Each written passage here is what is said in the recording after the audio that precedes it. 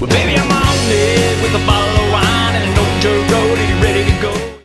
Everybody, thanks for joining us today on Live Music Nation. I'm your host, Jake Gill. We are with Matt Eisdon of MusicLynx Network, based out of Tulsa, Oklahoma. From what I know of you, Matt, you book for 90 plus bands and DJs in that Tulsa metro Oklahoma area. How do you do it? Yeah, that's correct. It's a total of, I think my total right now is roughly 93 or 94. It's acoustic acts, that's solo and duos, trios, and then of course full bands and a handful of DJs too. This is my 13th year in business, and I stumbled into it in a bass backwards way. Just a musician friend of mine that said he was slow on gigs, and since I'm a DJ too, he said, "Man, I know you know a lot of bar owners. Could you hook me up with some gigs and I'll give you a commission?" And I said, "Yeah, man, I can do that in my spare time." I was in the home improvement business at the time. Oh, wow! And that was January 2010, and then it just worked out great. I just fell in love with it. It was like, man, this is awesome. Like, I already know a lot of musicians, and I know a lot of bar owners, and I was just kind of the go-between guy, and it turned out to be a really easy job to do. And it grew quickly. 2 months later, I had 25 artists I was working with. And wow. So it just kind of shot right off the bat. I quit the day job and never looked back. Very cool. Very cool. Now, are you exclusive with those artists and those DJs, or do they also book on their own?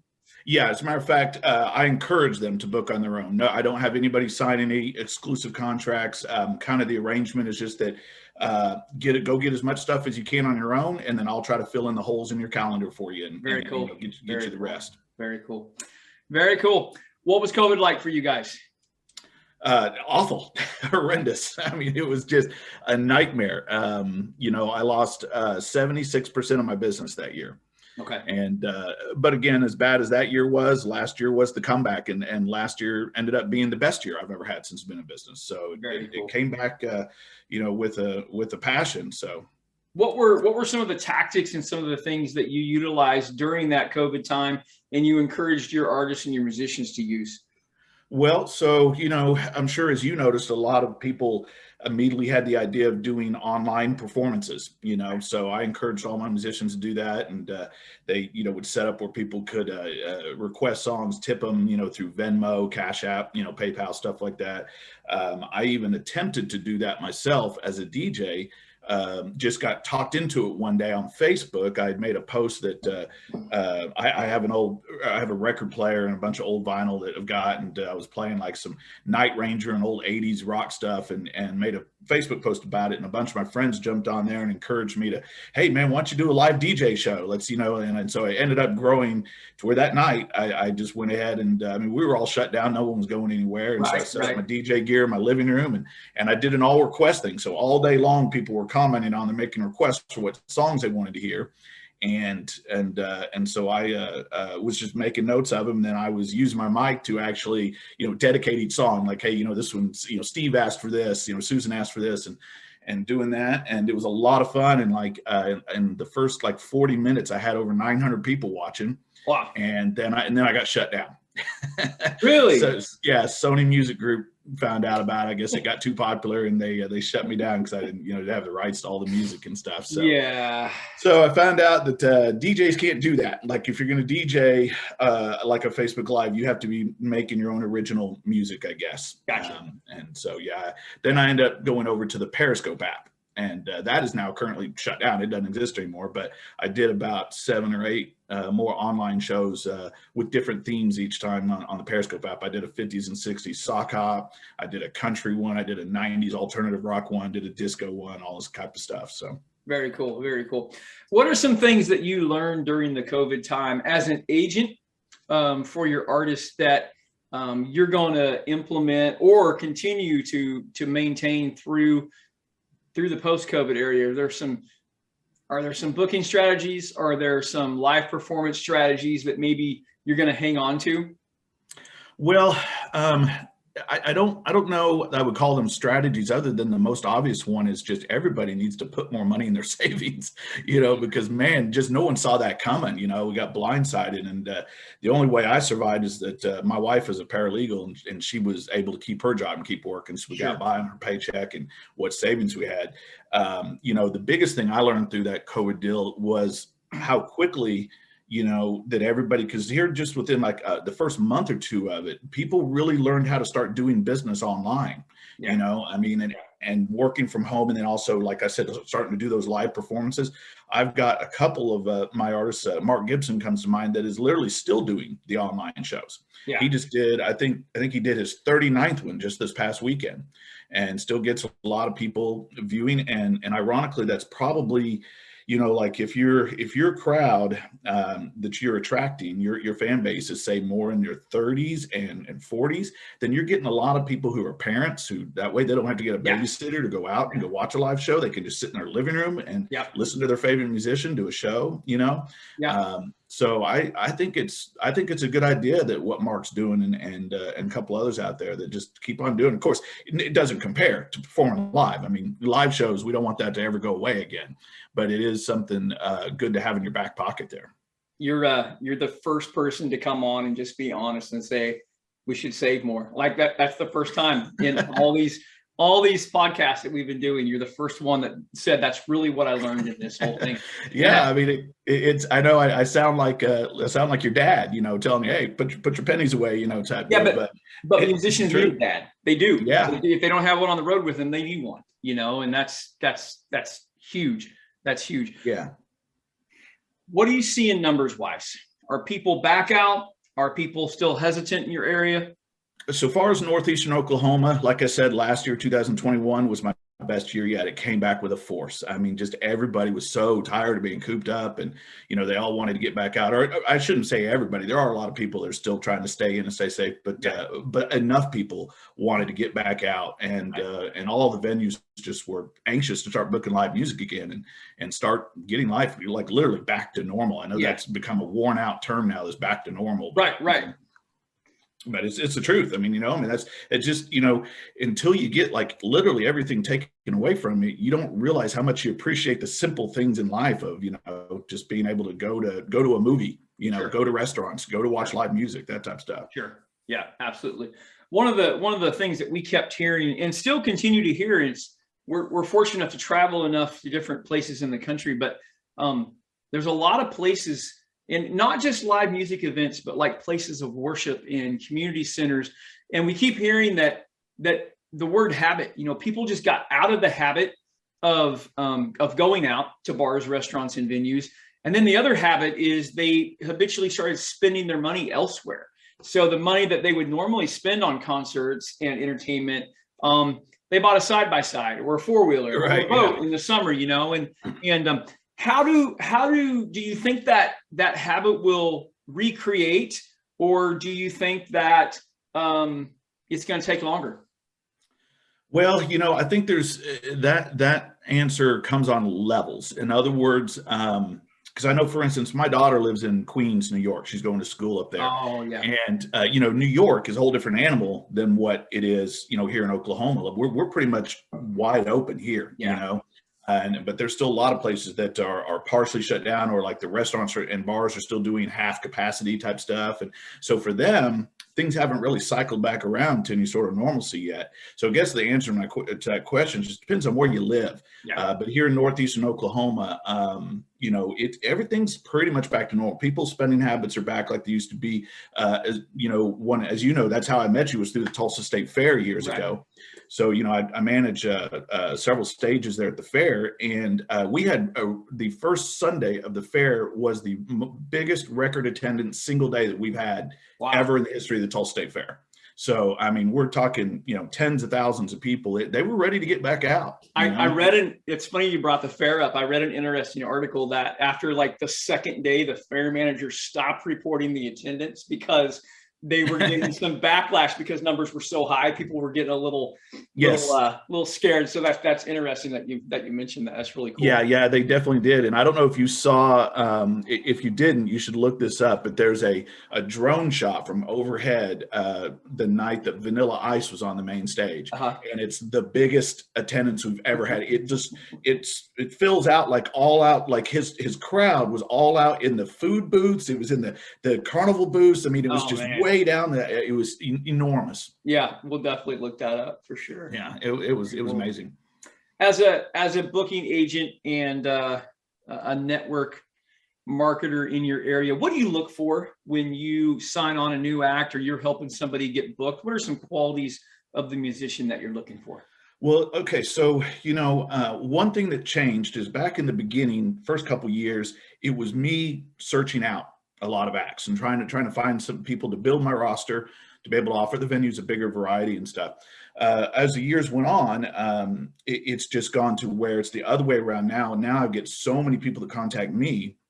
How do I get on your roster? How can I start working with you? Sure. Just from all over the place, through social media, through my website, through referrals from friends and whatever. That I just constantly am having to say no, just because obviously I can't work with 500 bands. It'd just be absurd. So for me, I'm in a fortunate position where they have to not only hit me the timing right. Like, for instance, maybe I just had a pop dance cover band that broke up, or a couple of members moved away or something. So now I'm needing that. I need to replace that spot on my roster. And so I start going back through the emails that I've gotten and try to find, okay, who was in that category that I've talked to in the last year or so and said no to, and then now they might get a yes. So it's a timing thing. It's a genre, like a category thing. Like, I may not need any new country acts, but I might need a new classic rock act at that time or something, or vice versa. Right. I just went through the process of this fall. I've added 4 or 5 new acoustic artists and I think 3 or 4 full bands. And that was kind of a lot for me to do. I don't usually add very much, like it might be just 2 or 3 total new acts, per season as it goes. Sure. But again, it's all timing. And I tell people, the artists that reach out to me, if I can't take them at that time, I will review their stuff. I'll go look at them online, listen to some videos and all this, and see if they're any good. And if they are good, I will say, look, please keep contacting me every 6 months. Sure. Just set yourself a reminder, because it's a timing thing. Yeah. I don't have room for you right now, but hopefully someday down the road I can work with you. Sure. No, absolutely. Absolutely. Very good. All right, let's have a little bit of fun here. Name your top 3 concerts you've ever seen personally yourself. Man, I never have to think hard about the first one. It's always, when I was young, I was 15 and caught Rush in 1984 at the Tulsa Convention Center.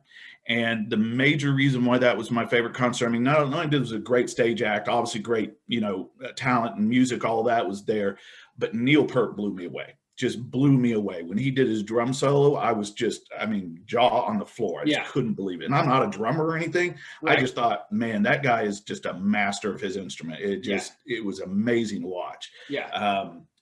So that's always been my favorite. And I don't know if it'll ever get knocked off the top, but one of my favorite bands from growing up in the 80s was the Cult. And so I had tickets to see them. I went to Arizona State University and they played out there at ASU when I was there. And I think it was about 89 or so. I had tickets, bought them.